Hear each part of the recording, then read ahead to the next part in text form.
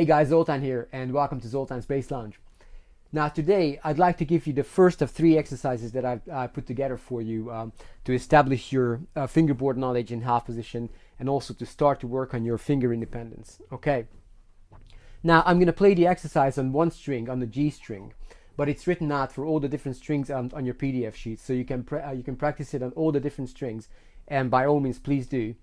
But for us, for the sake of this video, it's enough to take a look at it on one string at a time. Okay, so I'm just going to play the exercise, and I'm going to stop obviously, and we'll have a nice chat about it afterwards. Okay, so here it goes in a real nice learning tempo, so you can really give yourself a chance to memorize and take in what you're doing. Okay, so we'll start on the first finger on the A flat, right there. Okay, so here it is. 3, 4.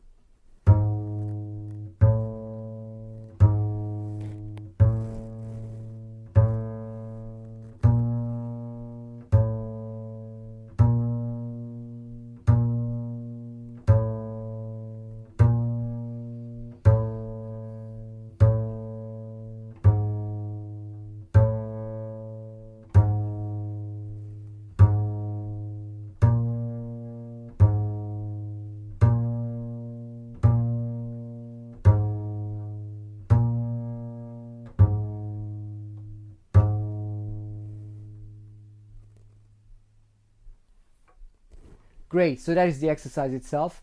Now let's take a look at it, and actually let's break it down and let's take a look at the different parts. Okay, the first thing I did, I started to work on my first and second finger.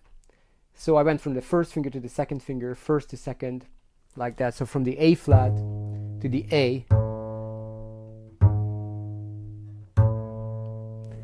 And then from there, we have advanced from the second finger to your fourth finger. And remember that the fourth finger comes together with your third finger, right? So it really is the third and fourth finger together working like that. So it was your second finger followed by the third and fourth together, like that. So it was from the A to the B flat, like that.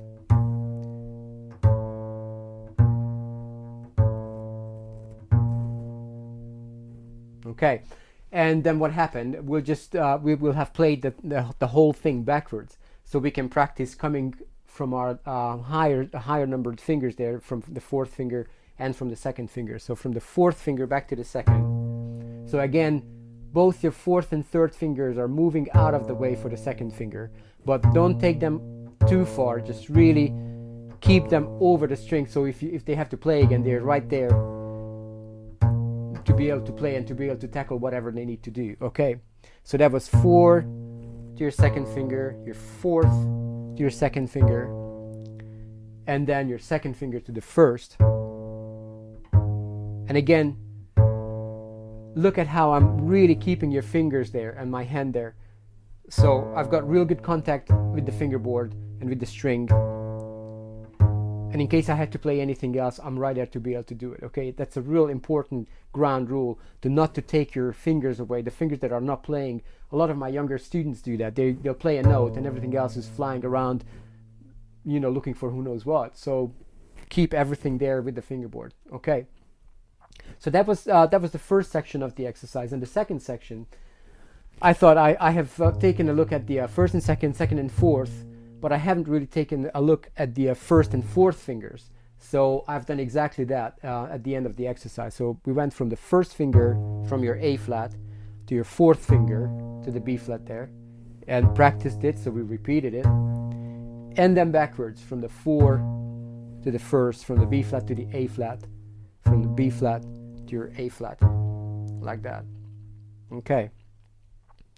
Now, when you play, and if you realize that, or if you notice that your intonation is a little bit maybe sketchy sometimes, you know, your notes are maybe not the best, then go back to again to our old thing that we've done before, which was playing your notes against an open string. So that G sharp, for example, is a good one to play against your open E string. The A will be a good one against your open D or against your open A. The B flat will be a good one against your open D, like that. Okay, and on the different strings, try to see which open string sounds nice with the note that you're playing at the time. Okay, so that's something that you can already start to teach yourself, and call your notes out, look at your fingers, look at the open string. So you're really starting to become your own best teacher, actually. Okay, now one more thing about this exercise, and actually that's something that we'll do along the way with everything we do, that as we've broken it down to different sections, at home you can actually practice those different sections separately. So just isolate them and just work on your first and second fingers. So just 1 and 2, 1 and 2, with the open string if you need to, and backwards, and then your second and fourth,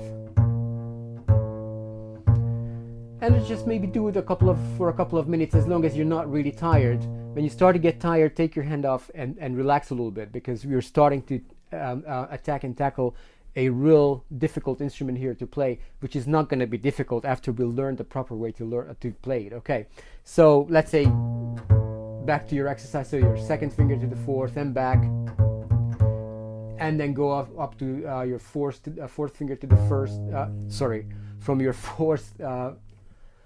I can't speak. From your first finger to the fourth. So from your A flat to your B flat,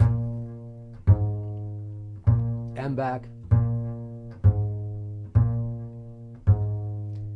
and eventually put it together. Put maybe four bars together, the first 4 bars together, and eventually put the whole exercise together. Okay, great. Now once you've practiced it and you think that you're really all right with it, and you know your notes, and you're comfortable with the exercise, then come and join me in the second video, where I'm going to show you a different exercise to further establish your fingerboard knowledge and also your finger independence.